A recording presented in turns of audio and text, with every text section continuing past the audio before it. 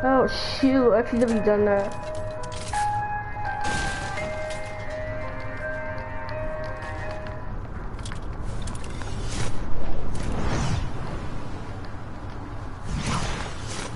That's cool.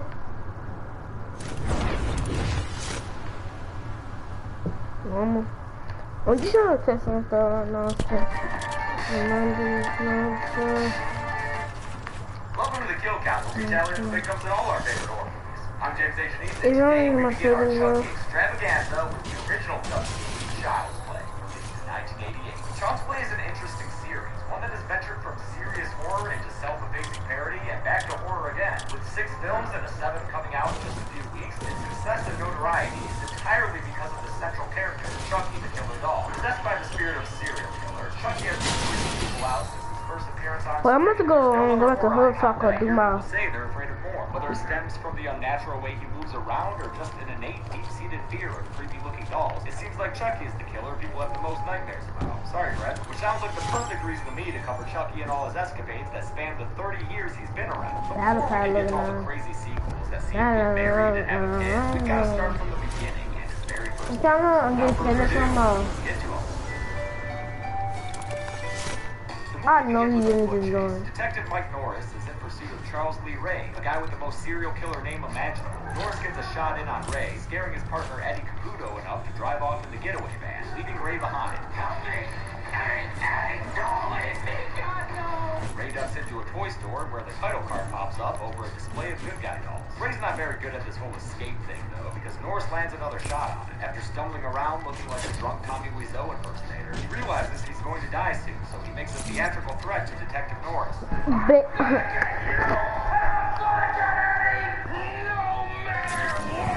Then he grabs a good guy doll and gets to work with a crazy archaic jam.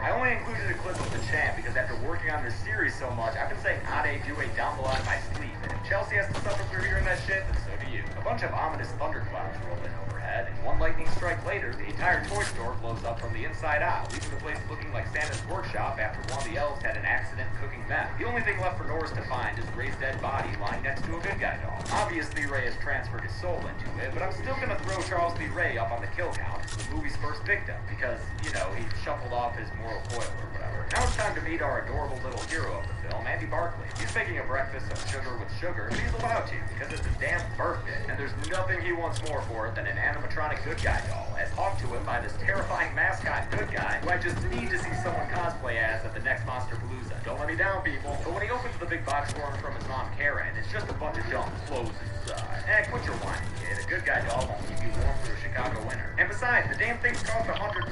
Way too much for this working class single mother. But at work, Karen is presented with a solution when her pink lady friend Maggie tells her about a clearance sale going on in the alleyway. She goes out back and buys one of these giant life-size dolls for only $30 from a very charming street seller. How do we know this damn thing isn't stolen, huh? Steal this. When she gets back inside, her stuffy boss tells her she has to work late that night, so Maggie agrees to watch Andy. Karen's able to stop home first and give Andy his street doll, and the 2 little boys take an immediate liking to each other. Hi, I'm Andy. I'm Chucky. And I'm your friend to the end. I need home. Things could be better for Andy. This is my first time using this gun, bro. And they're pretty swell for Chucky, too. That's free TV. Oh my god, the gun is so good. It's his favorite program. Andy tells Maggie that Chucky wants to watch the news, but she says it's late and tries to put the boys to bed. She's surprised a little later when the TV turned back on and Chucky's sitting in the chair watching the anchor talking about the whereabouts of his accomplice, Eddie Caputo. She thinks it's just Andy's new doll goofing, though, so she puts him to bed, wrapped up real tight next to Chucky, showing us just how big Chucky's damn head is. Look at that. Oh, he was in there. Maggie's trying to read. Chucky runs down the hall behind her, but she just thinks it's Andy. So she goes to the floor and she finds a bunch of flowers good hit. on the floor, and as she's cleaning it up, she gets a hammer to the face, causing her to stumble back. Oh, it stops at 60? Wait, I think it didn't stop at 60. In a really long, slow motion shot until she finally lands on a truck for our second kill of the movie 23 minutes in. Karen gets home and runs down the hall like a Disney princess to find Andy hanging out with Detective Norris. He tells her about Maggie's death and points out the cute little footprints in the flower by the window. He checks out Andy's pajama soles and hey look, it's the same design. Ain't that something? Karen's not happy about the insinuation and tells Norris to go on and get. But before he does, Andy has an adorable little light bulb go off and sees that Chucky has flowers on the shoes. He gets so excited to tell the grown-ups that he can't even make it all the way through his line. Like humor's in there. How? And as adorable as that answer is, Mike and Karen don't believe him because, you know, This guy is hacking. Andy might be though. Karen No finds him cap. sitting on the floor and talking. Ha, Apparently, ugly Chucky's boy. been sharing secrets with Andy. His name is Charles Way. Oh, the name almost loses its assassin-like qualities when that cute kid says it. No way to make this next line sound innocent though. He said that Mikey was a real bitch and got what you deserve. Whoa, kid. Aunt Maggie was her mom's best friend. Maybe cool with the salt there. The next day, Andy takes Chucky to school, and it looks like a bunch of other kids are good guys in class, too. What the? Get out. Get out.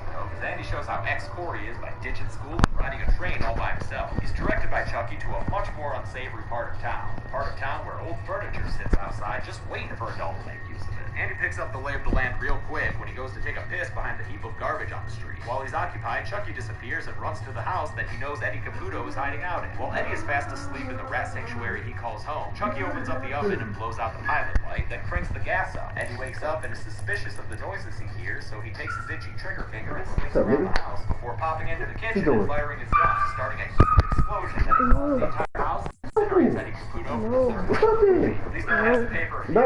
He's getting buried in that collapsing building. Move. What's up there? I'm playing the game. Boy, move. Move. I feel like fighting. So y'all sit there and get beat up? I'm playing a game. Get you there, nigga. Get beat, nigga. It's crazy. Get beat. Hey, How you gonna get beat but you don't wanna fight? Oh my God, Alex Smith. because I'm better than you. And Harry looks at Oscar says he wants to watch over Andy for a few days, so Karen returns home with just Chuck. She floors him to talk, but he just sticks to the old script.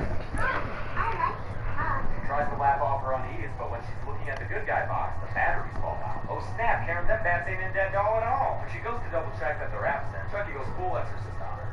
Hi, I'm Chucky. Wanna play? But it's not until she lights a fire and threatens to toss him inside that Chucky finally reveals himself to her and the audience. He bites her arm before she manages to fend off his attack. Then he runs away and takes the elevator down to escape. So now Chucky's on. Karen tracks down Norris to tell him that Amy's not lying. But not even the bite mark will convince Detective Norris that she's not a crazy lady. Not to be deterred, she takes off on her own and heads back down to Peddler Beast Doll Emporium to question him on where Chucky came from. But all he's interested in is committing sexual assault. Luckily, Norris shows up to brandish his gun around like some dirty Harry or something and save Karen from the peddler. So Brooke Handling gets the peddler to talk, and he says he found the doll in a burned out toy store. Oh shit, Norris, you know that place. No, right, John.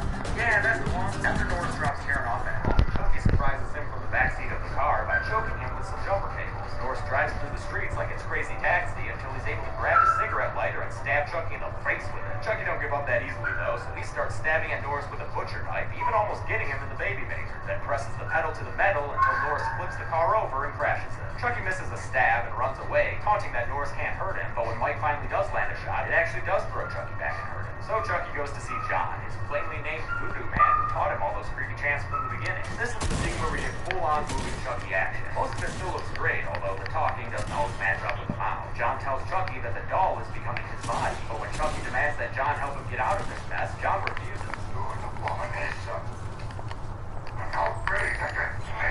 Damn, that guy went from 0 to abomination speed real fast. Chucky don't take too kindly to being called an abomination. He takes a voodoo doll of John and starts seriously messing with it, first breaking his leg and then breaking his arm, and threatening to do more until we finally get some information out of it. John tells him he's got to put his soul into the first human being he told that he was alive. Just so happens to be Andy. I had a date with a 6-year-old boy. Chucky, crazy. He thanks John for the help by stabbing his voodoo doll in the heart. John stays alive long enough for Norris and Karen to show up, and he warns them about Chucky's plan to date her little boy.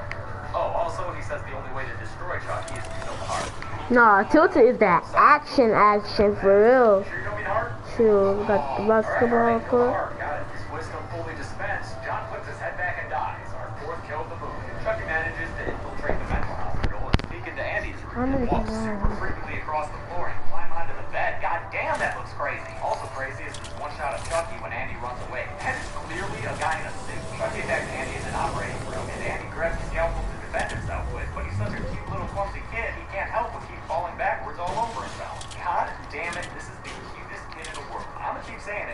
Dr. Harry Carey just thinks he's crazy, though, and he tries to sedate him with drugs. So before he can get all those delicious drugs into Andy's system, Chucky stabs him in the back of the leg, giving us a good blood spurt and knocking Dr. Harry Carey down. Chucky then sticks this electrical belt thing on his head and starts shocking him to death. As Andy falls over again, Chucky keeps the bullet coming. It might be, it could be, it is. Holy cow! Andy makes his way back home by himself somehow. Dude, try hard, kid. While he's pulling a real Laurie Strode, Chucky drops down through the chimney and kicks down the guard like a pissed off mini murder Santa. He stalks his way down the hallway to give Andy a fun little surprise. And then he chases him a whole bunch, eventually knocking him out with a toy bat and a pump. His incantation vacation is over and he gets to work on that creepy chant from the beginning. Ade Dewey Dembella. Give me the power, I beg. But it's even creepier now since it's being done by a freaking Cabbage Patch Kid. Ominous clouds roll in to confirm that the chant is going well. Doris and Karen arrive and are able to break through Andy's weak-ass barrier. But when Karen stops Chucky, he bites her in the shoulder and slices Norris in the back of the leg. Doris goes looking for him, only to have Chucky knock the wind out of him with that bat, but then Karen comes in and shoots Chucky down for the win. He's able to bounce back and jump on her, attacking her once more before she tosses him in the fireplace and cages him there like a rabid raccoon. Andy comes over to finish the job and Chucky tries to plead with him. We're friends to the end, remember? This is the end, friend. Andy lights him up and gives us this disturbing image of a nearly human-sized doll running around on fire and climbing on furniture, looking like a toddler flaming torch. You'd think that would be the end of it, but no. After the Barclays go tend to Detective Norris, Chucky friggin' disappears. He comes back to trip Andy like a grade school bully and comes after him, even though at this point he's been reduced to a smoking, overcooked barbecue. We get some classic horror imagery, like the stabs through the door and POV chasing, until Karen shoots Chucky a bunch of times, decapitating him and taking off several limbs with her shots. That's some dope aim, Karen. She finally shoots him in the chest, and we think it's finally all over for good, because, like, come on, Norris's cop partner shows up, and even though Norris tells him it was the doll, he's skeptical of the story. Lucky for Norris's credibility, it's actually not all over for good, as Chucky's burnt body pops out through the air vent and starts strangling the cop even more than that mustache, strangling his upper lip. Jesus, dude, just die already. Norris must have been thinking the same thing, because he shoots him through the heart. Blood splatters everywhere, and Chucky is finally dead, so he'll go on the list, even though I already counted Charles B. Ray. Whatever, I do what I want. Chucky signs off with one last utterance of his catchphrase. I'm Chucky. Wanna And that'll give you nightmares. The detectives, Karen and Andy, all leave the room. A freeze frame capturing Andy's forlorn look is the final frame of the film. Man, I hate it when movies end on a freeze frame for no good reason. Come on, let's get to the kills. If you count both Charles Lee Ray and Chucky as separate deaths, 6 people die in this movie. Pretty low for a slasher, but that's okay. Chucky's just getting started. Of the victims, 5 were men and only 1 was a woman. There's a pretty start there. Real fair. With a runtime of 87 minutes, we wound up with a kill on average every 14.5 minutes. And they were actually spaced apart pretty evenly. Other than the Golden Chainsaw, this kill from Dr. Hardy, all the kills were unique. This one was the most gruesome, especially the shot with all that blood from his eyes. Dull machete for lamest kill will go to Charles Lee Ray, who bled out to death after getting shot a couple of times. It's bullshit. He did not die well. He did not. Oh, hi, Chucky. And that's it. Child's Play was released in 1988. It caused a bit of an uproar. Certain parents of the No, '80s this is lit, bro. concept of a killer doll. Chucky persevered, though. How did they He got a even whole fix heap of it, sequels, bro? the first of which I'll be covering next week. Till then, I'm James A. Denise. Spin the kill count. Yes, Hey guys, sir, thanks a you lot for know. watching my kill count for Child's Play. I want to thank some of my patrons like Andrew Resort, Charles Mueller, Jeff Beardy, and JJ Rose 2. To join the Patreon family and help out this channel, just click that button over there. Are you guys excited for another big franchise here on the Kill Count? We're going to be hanging out with Chucky all the way until October. And the Kill Count for Cult of Chucky will come out 3 days after its release. That's how dope I am. Thanks a lot for watching, guys.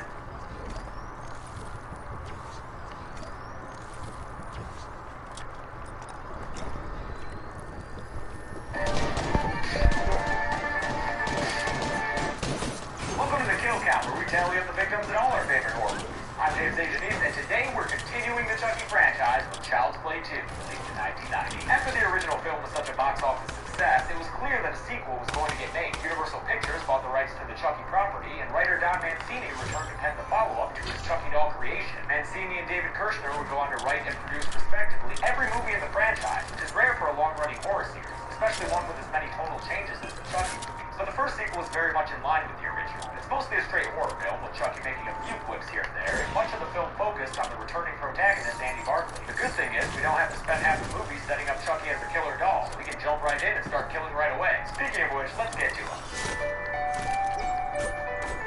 The begins with a reassembly. They're putting Chucky back together, and for some reason, they're keeping the same underlying skeleton and just putting all new parts on over it. It's like that one philosophical question. If you take Abe Lincoln's hatchet and replace its head, and later replace its handle, is this still Abe Lincoln's hatchet? Is this still our same psychopathic murder doll? Were you at philosophers? Anyway, this generic-looking CEO arrives and talks to his generic-looking Toby about where we are in the series. Andy's mother is in the psychiatric ward, and Andy's in foster care. And the reason they're recreating Chucky is to prove to stockholders that there's no problem with the doll, and that they can go back to making money. The technician is putting in the final touches, though. Some kind of supernatural force electrocutes him and sends him through a window, giving us our first kill of the movie just 6 minutes into the film. I bet CEO guy is just happy he has one less paycheck to hand out that week. But he's still upset about how this looks, and tells his Tony Madsen to make it all go away. Even micromanaging to tell Madsen exactly how to get rid of the doll. Pick up your ass. Time to catch back up with Andy, played again by Alex Vincent, who's 2 years older, but still a pretty cute kid. He's in foster care and is being window shopped by Joanne and Phil Simpson. Even though Phil is skeptical because of the whole, killer doll thing, they end up taking him home to this atrociously painted bubblegum house of horrors. Dear Lord, that looks like the single most uncomfortable place for an 8-year-old to be. Especially because Phil's such a stickler for rules. Andy meets his new foster sister Kyle, who dresses like she hangs out with Judy Bunny. I'm actually really into the foster-sister relationship in this movie, because you don't usually see that in media. Andy's other new foster sister is a good guy doll, who drops onto his head from the top of his closet. Andy flees in terror, but Phil just uses the opportunity to lay down the rules. Yeah, I gotta do my work. Maybe rule number 1 for you should be don't have good guy dolls, but you're trapped in the closet to trigger your new foster child. Okay, good guy. School's gonna I think school's gonna be canceled tomorrow. Yeah, that's what everybody's saying. The teachers said the school might be canceled. Yeah, cause it's gonna be a big storm today. All the teachers are like, is y'all going to school tomorrow? This is season 9. Look at Tilted. They changed. No school tomorrow. Yeah. Oh, you said no school tomorrow. You sure? Yeah, because the flurry. Are you positive? Yeah, I'm positive. I just took the weather. It's over rain all day until like Saturday. Yeah, that's what they told me. Oh, that's what Rico said too. We're taking a plastic bag and wrapping it around his head, strangling Madsen to death for our second kill. That's twice in 2 movies when Chucky is attacked by one from the backseat of a car. Maybe they should have made that his thing throughout the series, but no, they went with shitty puns. Chucky first person runs his way to Andy's new home, where he bumps into his replacement.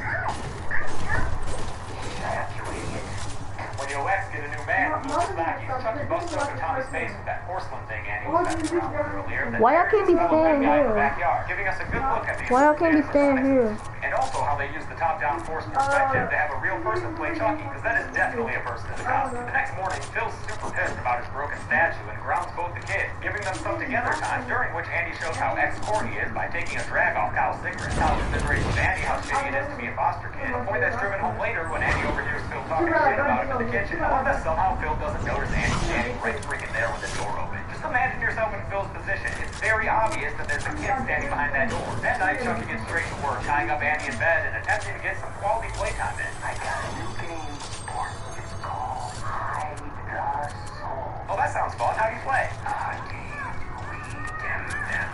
Damn it, Chucky, that's the same game we played before. You just stuck a new name on it. Kyle comes home late and interrupts what certainly has to look like a strange situation to her. I bet you think Andy into some kinky shit. The ruckus wakes Phil and Joanne, and since Phil don't like to be roused like that, he angrily tosses Chucky down into the basement. This gives Chucky a nosebleed, meaning he better get to work on that little boy's body soon. Sorry, crazy. The next day, Andy heads off to school, and Chucky hitches a ride underneath the bus. During recess, while Andy's busy with a rousing game of ball and fence, Chucky finds his homework assignment, vandalizing it so that later, when the teacher, Miss Kettlewell, is going through them, she gets a nice little personal message. She puts Andy in detention, and when she thinks he wants to play with Chucky, she throws Chucky in the closet and locks it. She also locks Andy in the room, which is like a serious fucking fire hazard lady. So when Chucky scares Andy through the closet peephole, Andy's unable to get out the door and is forced to climb out the window instead. He inhabited. Kettlewell returns and thinks that the noise is coming from the closet is Andy, so she goes to give him a good scolding, probably with a yardstick, judging by her lock-em-up methods of punishment. Chucky jumps out and stabs her with an air pump, injecting her with air, which I thought would like kill her, but it doesn't. Instead, Chucky gets to dish out some corporal punishment of his own.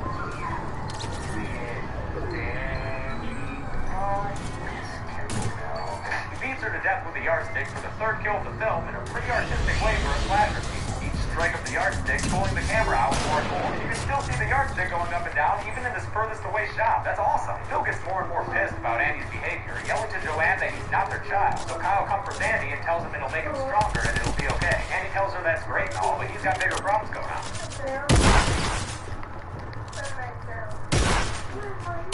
That kind of thinking caused Sandy to take matters into his own hands, grabbing an electric carver and going into the basement to take care of Chucky. Watching his little kid stumble around with a sharp object, it both terrifies me and makes me go, "Aw." It also makes me laugh when he takes the thing to a bunch of clean linen. Chucky ends up getting the drop on him, though, knocking him down and fighting with him. Sandy saves the reach carver and hit him with it in the big old head of his. Chucky runs away before Phil goes downstairs, real cautious about what he sees as an unstable little boy holding an electric knife. Chucky trips Phil off the stairs, causing him to fall I didn't have it. I hold it up and put it. The last time when I cleaned her room, I hold it up and put it. No, I didn't have it.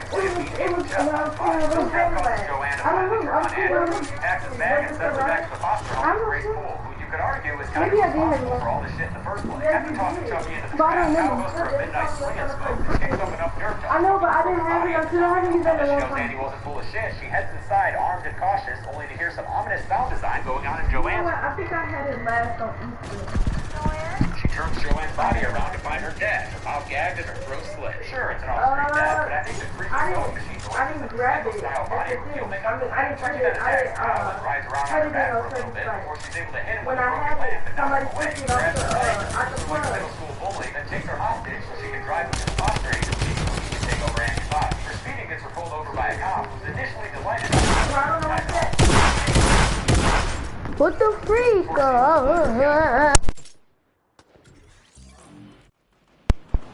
Eventually buckle herself up and slam on the brakes to throw Chucky through the windshield. She tries to crush him with her car, but he gets out of the way and takes her captive once more. 3 times.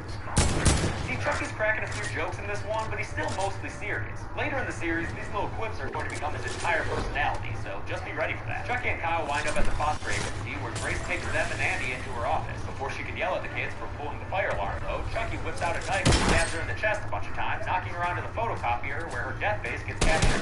She go, "I heard you like dead Grace face, so we put dead Grace face on your dead Grace face." The fire truck responds to the that Chucky takes advantage of the chaos to get Andy in the back of a truck, which, like, why is this newspaper truck driving through the streets with its freaking back door open? Them papers would be all over those streets, man. Chucky tries to play hide the soul in the back of the truck, but Kyle gets the driver to pull over. Chucky and Andy take off, and Kyle escapes the super pissed off driver who chased them into the good guy factory, doing a neat little action hero roll underneath the closing gate. The final act takes place in the factory, and I think it's a great freaking setting for the film's climax, even if it is kind of lame when Chucky knocks Andy out with a tiny little plastic judo chop. Chucky's still got that incantation infatuation and gets to work saying the words and bringing in storm clouds.